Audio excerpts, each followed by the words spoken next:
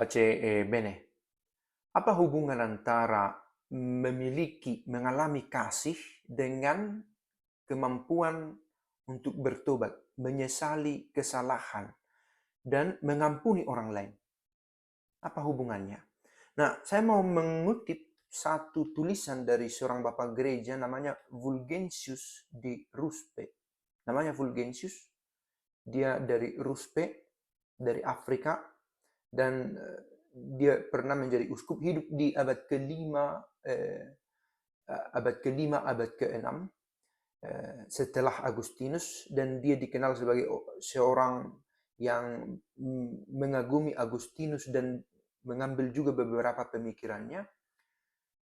Fulgentius ini pernah diasingkan ke wilayah Italia sekarang ketika muncul vandalisme, gerakan vandal sampai ke Afrika yang datang dari wilayah Jerman, yang membawa kekristenan aroma lain gitu ya. Tetapi dia dengan setia memelihara iman, Fulgentius Ruspe ini sebagai uskup, dia tetap berkorespondensi dengan umatnya, baik yang sudah pernah dijumpainya maupun yang belum pernah dijumpainya, dan dia banyak menulis tentang hal-hal tentang iman, baik itu dogmatik maupun seruan-seruan moral. Nah, yang saya mau ambil ini adalah seruan moralnya.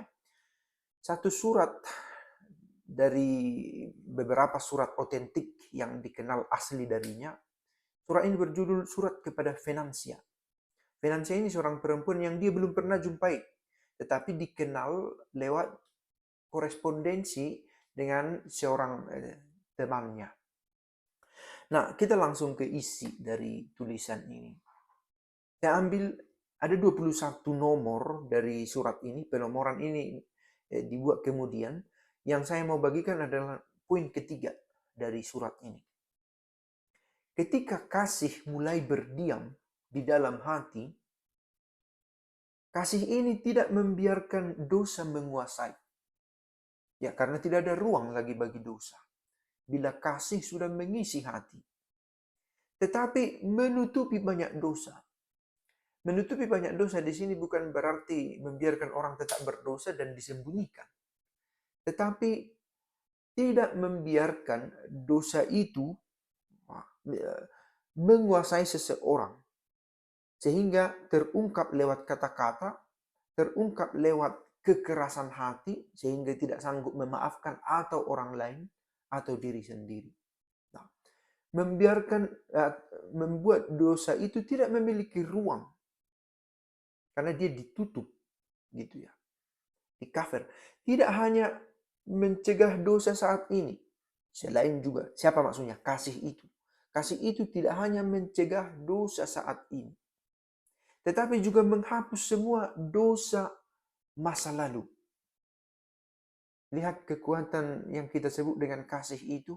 Kalau kita katakan, oh kasih Tuhan ada padaku, kasih Tuhan menguatkanku. Apa artinya? Salah satunya adalah kamu dicegah dari dosa pada masa sekarang, dan dosa-dosamu pada masa lalu diampuni.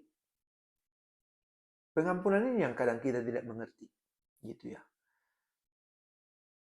Kita sendiri yang justru susah memberi pengampunan. Tetapi kasih sendiri memberi pengampunan bahkan atas dosa masa lalu. Ya, perbuatan yang lalu, yang buruk, yang mengekang kita. Kasih ini ditolak oleh orang-orang yang sombong dan keras kepala. Boleh jadi saya, boleh jadi kamu. Orang yang sombong dan keras kepala yang menolak kasih. Yang putus asa juga menolak kasih ini. Memilih untuk mengikuti arus berpikirnya sendiri. Dia putus asa atas dirinya, atas komunitasnya, atas gerejanya. Dia putus asa. Mengapa putus asa? Ya, karena dia tidak memiliki kasih. Gitu ya. Dan memang orang putus asa menolak kasih. Lihatlah lingkaran kejahatan, lingkaran dosa ini. Orang yang tak punya dosa, tak punya kasih, dia itu putus asa. Dan orang yang putus asa itu memang menolak kasih. dibutuhkan kekuatan untuk bisa keluar dari labirin kedosaan ini. Putus asa akan apa? Putus asa akan pengampunan dosa. Kalau mau lebih spesifik, seperti yang ditulis oleh Fulgentius ini. Orang yang putus asa akan pengampunan dosa, saya tidak diampuni atas dosa ini, atau dia itu tidak diampuni. Kadang kita terjadi ya, kita putus asa atas diri orang lain. Dia itu memang buruk, tak bisa diperbaiki. Itu tanda-tanda keputusasaan akan pengampunan dosa, sekali lagi atas dirinya sendiri, juga atas orang lain. Dan dengan kebutaan yang menyedihkan, mereka menolak untuk peduli pada keselamatan. Keselamatan siapa? Keselamatan mereka sendiri. Orang-orang ini yang menolak kasih ini, yang putus asa ini. Mereka ini buta. Tak bisa melihat kasih itu. Itu pesan tajam dari Fulgentius. Mereka tidak hanya gagal untuk memperbaiki jiwa mereka yang beriman. Orang yang tak memiliki kasih itu orang yang gagal. Gagal memperbaiki diri. Mereka juga tidak berhenti mengganggu dengan kata-kata yang mematikan. Nah ini saya pikir satu peringatan, teguran tajam ya. Maka kalau kita balik barangkali berlaku. Bila kata-kata kita itu tajam, menyedihkannya, mematikan. Karena tidak semua kata-kata tajam itu mematikannya. Ada kata-kata tajam yang membuat kita terbangun. Yang membuat kita benar juga selama ini saya keliru. Benar juga selama ini saya salah tujuan. Contoh.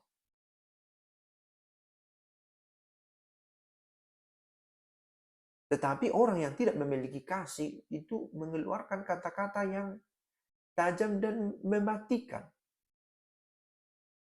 Biasanya, ketidakmampuan untuk menyesali dosa yang besar atau lamanya masa hidup yang dihabiskan dalam kejahatan membuat mereka kehilangan harapan dan keselamatan. Dua hal ini digarisbawahi oleh Fulgentius Ruspe. Pertama, tidak mampu dia memberi pengampunan atau mengalami pengampunan atas dosa-dosa besar yang senantiasa mengikat dia, dan senantiasa mengikat dia itu terkait dengan alasan kedua. Dia terlalu lama menghabiskan masa hidupnya dalam ikatan dosa sehingga dia kehilangan harapan akan keselamatan. Tidak terbiasa lagi untuk berharap. Dan dua hal ini, kesulitan mempelajari kasih, mengalami kasih itu, dan mendorong mereka untuk melakukan yang lebih buruk lagi. Inilah lingkaran yang tadi kita sebut. Terlalu lama menghabiskan waktunya untuk terbiasa hidup tanpa kasih, itu mendorong mereka untuk melakukan hal-hal yang lebih buruk lagi.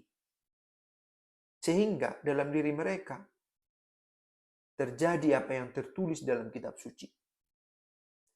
Ketika seorang berdosa telah sampai ke kedalaman kejahatan, ia akan menghina.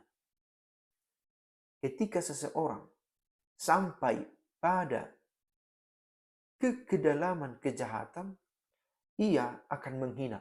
Saya pikir perlu juga dibuat pengamatan lebih lagi perikop mana yang dikutip oleh Fulgentius Ruspe ini tentang kata-kata ini. Orang yang menghina itu orang yang sudah sampai ke kedalaman dari yang buruk, gitu ya. Sehingga kosakata yang dikeluarkan itu menyedihkan, mematikan. Nah ini saya pikir benar-benar cambuk ya. Ini benar refleksi untuk kita bersama. Terima kasih atas kehadiran Fulgentius Ruspe dan kesediaan gereja merawat ingatan atas tulisan-tulisan ini. Dan benar-benar kedalaman kejahatan itu membinasakan. Jika putus asa akan pengampunan, itu menghancurkan hati seseorang dengan kekerasan hati yang tak tertahankan. Satu tulisan yang saya pikir cukup berat bila direnungkan, apakah kita sedang mengalami kehilangan kasih dan terlalu biasa dengan tanpa kasih, sehingga kata-kata tajam, menghina, mematikan, baik orang lain juga diri sendiri, itu mengungkung, menguasai kita. Semoga kata-kata Fulgentius Ruspe ini mengingatkan kita untuk keluar dari zona yang mematikan ini. Ciao.